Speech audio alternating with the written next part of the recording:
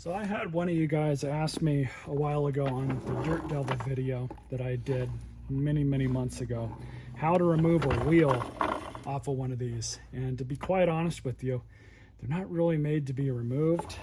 You can remove them, but in order to remove a wheel off of one of these, it's not that difficult. They're not really made to be removed, but you just get something like some needle nose pliers on this model, and you're just going to pop those down and then pop it out, and you'll be able to remove it just like that.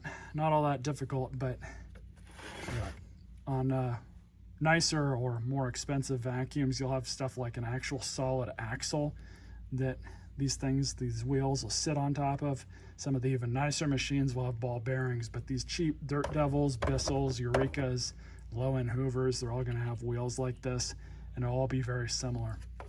So I hope this helps anybody that needs to remove one of these for whatever reason. Stay tuned for more videos.